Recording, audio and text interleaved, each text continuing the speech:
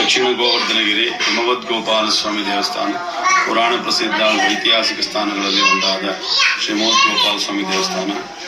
ಇದು ಸಮುದ್ರ ಮಟ್ಟಕ್ಕಿಂತ 4769 ಅಡಿ ಎತ್ತರದ ಪುಣ್ಯಕ್ಷೇತ್ರ, ತುಂಬ ವಿಶೇಷವಾದ ಕ್ಷೇತ್ರ. ಇದಕ್ಕೆ ದಕ್ಷಿಣ ಗೋವರ್ಧನಗಿರಿ ಸಹ ಹೆಸರು, ಕಮಲಾಚಲ ಅಂತ ಇನ್ನೊಂದು ಹೆಸರು. ಇದು ವಿಂಧ್ಯಾಚಲ ಪರ್ವತನಿಗೂ ಮೇರು ರಾಜ ಪರ್ವತನು ತಾನೆಚ್ಚು ಅಂತ ಪೈಪೋಟಿ ಬಂತು. ಅದರಲ್ಲಿ ಬೆಟ್ಟಗಳನ್ನ ಬೆಳೆಸದೆ ಇವರ ಒಂದು ಹವ್ಯಾಸವಾಗಿತ್ತು.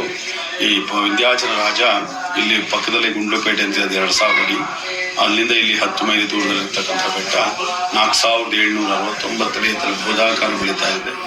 ಇದು ನಿಲ್ಸಕ್ಕೆ ಏನ್ ಮಾಡಬೇಕು ಅಂತ ಋಷಿಗಳು ಆಲೋಚನೆ ಮಾಡಿದಾಗ ಆವಾಗ ಸಪ್ತ ಋಷಿಗಳು ಯೋಚನೆ ಮಾಡ್ತಿದ್ದ ತತ್ಸಂದರ್ಭದಲ್ಲಿ ಉತ್ತರದಲ್ಲಿ ಗಿರಿಜೆಯ ವಿವಾಹ ನಿಶ್ಚಯ ಆಗುತ್ತೆ. ಆಗ ದೇವತೆಗಳೆಲ್ಲ ಆ ಕಡೆ ಹೊಟ್ಟೋದ್ರೆ ಈ ಬೆಟ್ಟ ಒಂದ್ ಕಡೆ ವಾಲ್ಬಿಟ್ರೆ ಏನ್ ಮಾಡೋದು, ಇದಕ್ಕೆ ಸಮಂಜಸವಾದ ಪುರುಷ ಯಾರು ಅಂತ ಯೋಚನೆ ಮಾಡಿದಾಗ ಇದಕ್ಕೆ ಸಮಂಜಸವಾದ ಪುರುಷ ಕೃಷ್ಣ ಪರಮಾತ್ಮ ಅಂತ ಸಪ್ತಋಷಿಗಳು ಮುಖ್ಯವಾಗಿ ಅಗಸ್ತ್ಯರನ್ನ ಇಡ್ತಾರೆ. ಅಗಸ್ತ್ಯರನ್ನೇ ಯಾಕೆ ಇಡ್ತಾರೆ ಅಂತ ಹೇಳಿದ್ರೆ ವಿಂಧ್ಯಾಚಲನ ಗುರುಗಳು ಅಗಸ್ತ್ಯರು, ಆದ್ದರಿಂದ ಅಗಸ್ತ್ಯರನ್ನ ಇಡ್ತಾರೆ. ಅಗಸ್ತ್ಯರು ಸ್ವಾಮಿಯವರ ಹತ್ರ ಪ್ರಾರ್ಥನೆ ಮಾಡಿದಾಗ ಸ್ವಾಮಿಯವರು 3 ಷರತ್ತುಗಳನ್ನ ಹಾಕ್ತಾರೆ. ಒಂದೇನು ಅಂತ ಹೇಳಿದ್ರೆ ನಾನು ಸಕುಟುಂಬವಾಗಿ ಬಂದು ನೆಲೆಸಬೇಕು ಅಂತ, ಒಳಗಡೆ ಮೂರ್ತಿ ಏಕಶಿಲಾ ಮೂರ್ತಿ ಸಕುಟುಂಬವಾಗಿರೋದು.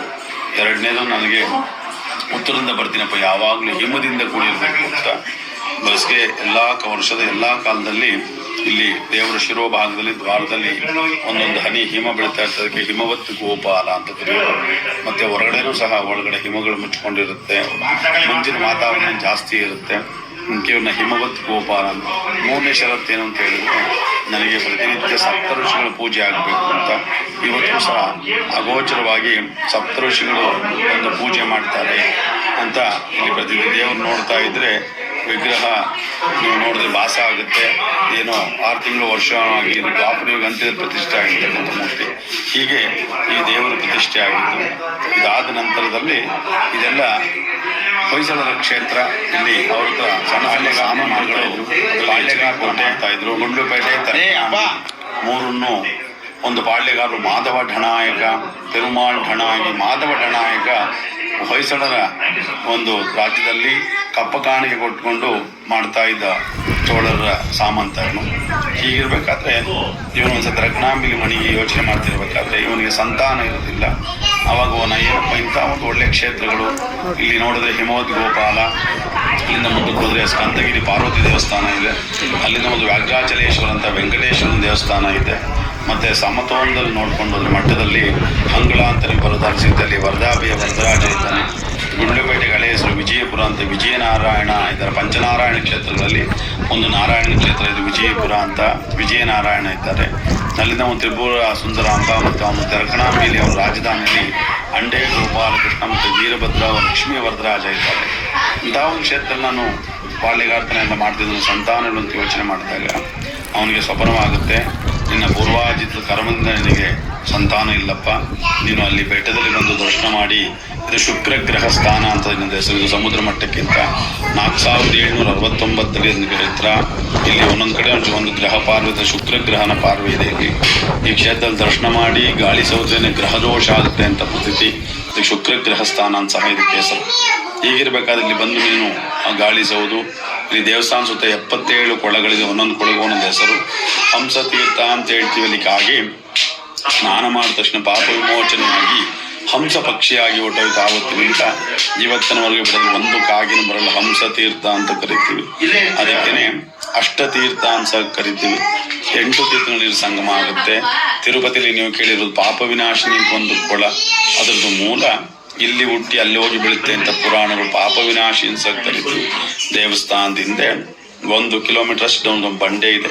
ತುಂಬ ದಿವಸದಿಂದ ಮದುವೆಯಾಗಿ ಯಾರಿಗೆ ಸಂತಾನ ಇಲ್ಲ ಅಂತ ದಂಪತಿಗಳು ತೀರ್ಥ ಪ್ರೋಕ್ಷಣೆ ಮಾಡಿಕೊಂಡು ತೊಟ್ಲಾಕಾರ ತೀರ್ಥ ಇದೆ, ಪ್ರೋಕ್ಷಣೆ ಮಾಡ್ಕೊಂಡು ಕೃಷ್ಣನ ಕೈ ಜಪ ಮಾಡಿಸ್ಕೊಂಡು ಸಂತಾನ ಪ್ರಾಪ್ತಿಯಾಗುತ್ತೆ ಅಂತ ತಿಥಿ. ಸಂತಾನ ಗೋಪಾಲ ಕೃಷ್ಣದಿಂದ ದೇವರಿಗೆ ಹೀಗೆ 77 ಕೊಳಗಳಿದೆ. ಮತ್ತೆ ಶಂಖತೀರ್ಥ, ಚಕ್ರತೀರ್ಥ, ಸಾರಂಗ ತೀರ್ಥ, ಗದಾತೀರ್ಥ ಅಂತ. ಈ ಗದಾತೀರ್ಥದ ಮಹಿಮೆ ಏನು ಅಂತ ಹೇಳಿದ್ರೆ ಗದೆಯಾಕಾರವಾಗಿ ತೀರ್ಥ ಇದೆ. ಇಲ್ಲಿ ಆಚಾರ್ಯ ಸಂತದಲ್ಲಿ ರಾಮಾಚಾರ್ಯ, ಶಂಕರಾಚಾರ್ಯರು, ವಲ್ಲಭಾಚಾರ್ಯ ಅಂತ 6ನೇ ಒಂದು ಸಂತತಿ ಅವರು ಶಿವನ ಆರಾಧಕರಾದರೂ ಕೃಷ್ಣನಿಗೆ ಪ್ರತಿನಿತ್ಯ ಭಾಗವತ ಪಾರಾಯಣ ಮಾಡಿ ತುಳಸಿ ಮಾಲೆಯನ್ನು ಕಟ್ಟಿ ಪರಮಾತ್ಮನ ಸಮರ್ಪಣೆ ಮಾಡಿ ಅವರು ಆರಾಧನೆಗೋಸ್ಕರ ಲಿಂಗ ಉದ್ಭವವಾಗಿದೆ, ಅದೇ ಸಿದ್ಧೇ ದೇವರ ಕಾಣಿ ಸಹ ಕರಿತೀವಿ. ಹೀಗೆ 77 ಕೊಳಗಳಿದೆ ಮತ್ತು ತುಂಬ ವಿಶೇಷವಾದ ಕ್ಷೇತ್ರ. ಈ ಕೊಳಗಳ ಮಧ್ಯೆ ರಥೋತ್ಸವ ತುಂಬ ವಿಶೇಷ. ಇಲ್ಲಿ ಫಾಲ್ಗುಣ ಮಾಸದ ಶ್ರವಣ ನಕ್ಷತ್ರ ರಥೋತ್ಸವ ಆಗುತ್ತೆ.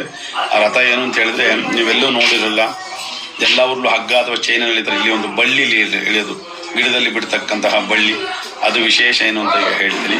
ಈ ರಾಜನಿಗೆ ಸಂತಾನ ಆದಮೇಲೆ ಇಲ್ಲಿ ದೇವಾಲಯನ ತನ್ನ ತಂದೆ ಜ್ಞಾಪಕೋಸ್ಕರವಾಗಿ 1315 ರಾಕ್ಷೋಗ್ನ ಸಂವತ್ಸರದಲ್ಲಿ ಈ ಆಲಯನ ನಿರ್ಮಾಣ ಮಾಡಿ ತುಂಬ 4 ಸುತ್ತಿನ ಕೋಟೆಗಳನ್ನು ಸಾಮ್ರಾಜ್ಯ ಮಾಡ್ತಿರ್ತಾನೆ. ಈ ಪೂರ್ವಾಜಿತ ಕರ್ಮ ಯಾರನ್ನು ಬಿಡಲ್ಲ ಅನ್ನೋದಕ್ಕೋಸ್ಕರ ದರ್ಶನ ಇದೆ. ಈ ದೇವಾಲಯದಲ್ಲಿ ಏನು ಅಂತ ಹೇಳಿದ್ರೆ ಯಾರಿಗೆ ಈ ಒಕ್ಕಲ್ನವರು ಮತ್ತೆ ಇಲ್ಲಿ ಯಾರು ನಂಬಿಕೊಂಡು ಬರ್ತಾರೆ ಅವ್ರಿಗೆ ಇಚ್ಛಾರ್ಥ ಆಗುತ್ತೆ. ಮತ್ತೆ ರಾಹುಕಾಲ ಸಮಯದಲ್ಲಿ ಅಭಿಷೇಕ ಆಗುತ್ತೆ ಪ್ರತಿ ಶನಿವಾರ. ಅದಾದ್ಮೇಲೆ ಬಲಗಡೆ ಕೈಯಲ್ಲಿ ಹೂವು ಇಡಿಸ್ತಾರೆ. ಆ ಹೂವು ಬಲಗಡೆಯಿಂದ ಬಿದ್ದು ಬಿಟ್ರೆ ಅದನ್ನ ಯಾವ ವಿಧವಾದ ಜ್ಯೋತಿಷಿ ಏನು ಕೇಳದೆ ಮದುವೆ ಮುಂಚಿ ಒಂದು ಹಸು ತರೋದು, ಮನೆ ಕಟ್ಟೋದೆಲ್ಲ ಮಾಡ್ತಾರೆ. ಹಂಗಿಲ್ಲ ಅಂದ್ರೆ ಮಾಡೋದಿಲ್ಲ, ಒಪ್ಪು ಕೇಳೋದು ಅಂತ ಕೇಳ್ಕೊಂಡು ಹೋಗ್ತಾರೆ. ಹೀಗೆ ಇಲ್ಲಿರುತ್ತೆ. ಈ ಪರಮಾಳ್ ಡಣ್ಣಾಯಕನ ಮಗಳು ಪ್ರಾಪ್ತ ವಯಸ್ಸಿಗೆ ಬಂದಿರ್ತಾಳೆ. ಕಾರ್ಯನಿಮಿತ್ತ ಶಿವನ ಸಮುದ್ರಕ್ಕೆ ಹೋಗಿರ್ತಾರೆ. ಆ ರಾಜನ ಮಗಳ ಜೊತೆ ಮದುವೆ ನಿಶ್ಚಯ ಮಾಡಿ ಬಂದ್ಬಿಡ್ತಾರೆ. ಆ ನಿಶ್ಚಿತಾರ್ಥ ಊಟ ನಡೀತಾ ಇರುತ್ತೆ. ಹಪ್ಪಳ ಮತ್ತೆ ಸಂಡಿಗೆ ಮಾಡಿಟ್ಟು ಮರೆತು ಬಿಡ್ತಾರೆ. ಇದೇನು ಅಂತ ಹೇಳಿದ್ರೆ ಪೂರ್ವಾಜಿತ ಕರ್ಮ ಮಾಯೆ ಬಂದ್ಬಿಡ್ತು. ಅವತ್ತು ಕೃಷ್ಣನಿಗೆ ಪೂಜೆ ಒಪ್ಪು ಕೇಳದೆ ಮಾಡಿದ್ರಿಂದ ಕೃಷ್ಣ ಅವನ್ನ ಮರೆತು ಬಿಡ್ತಾನೆ. ಆವಾಗ ಪಾಳ್ಯಗಾರರು ಈ ಮದುವೆ ಬೇಡ ನಮಗೆ, ಇವರು ಪಾಳ್ಯಗಾರ ಮನಸ್ತಂದವರು ಅಂತ, ಬೇಡ ಇವರ ಸಂತತಿ ನಮಗೆ ಅಂತ ಮದುವೆ ನಿಲ್ಲಿಸಿ ಕೃಷ್ಣ ನಮಸ್ಕಾರ ಮಾಡ್ಕೊಂಡು ಹೊರಟೋಗ್ತಾರೆ. ಆವಾಗ ಪೆರುಮಾಳ್ ನಾಯಕ ಓಹೋ ಇದೆಲ್ಲ ಮಾಯೆ, ಅದರಿಂದ ನಾ ಸಾಮ್ರಾಜ್ಯ ಮಾಡೋದ್ರಿಂದ ನಾನು ಪರಮಾತ್ಮದೊಂದು ಭಿನ್ನ ಮಾಡ್ಕೋತಾರೆ. ನಾ ಇಲ್ಲೇ ಒಂದು ಗಿಡದಲ್ಲಿ ಬಳ್ಳಿಯಾಗಿ ಬೆಳ್ಕೊಂಡ್ಬಿಡ್ತೀನಿ, ಅದರಲ್ಲೇ ಪ್ರತಿ ವರ್ಷ ರಥ ಕಟ್ಟಿ ಎಳೀಲಿ ಅಂತ. ಆ ಒಂದು ಕಾರಣದಿಂದ ರಥನ ಬಳ್ಳಿಲಿ ಕಟ್ಟಿ ಎಳೆಯೋದು. ಅದು ಮಹಾರಾಜ ಅಂತ ಗೋಪಾಲ್ಪುರ ಮತ್ತು ಹೊನಗೋಡ್ನಲ್ಲಿ 2 ಗ್ರಾಮಸ್ಥರು ಬಹಳ ಭಯದಿಂದ ಪೂಜೆ ಮಾಡಿ ರಾಜಾಂತರ ತಗೊಂಡು ಕಟ್ಟಿ ಎಳಿತಾರೆ. ತುಂಬ ವಿಶೇಷವಾದ ಕ್ಷೇತ್ರ ಇದು, ದಕ್ಷಿಣ ಗೋವರ್ಧನಗಿರಿ.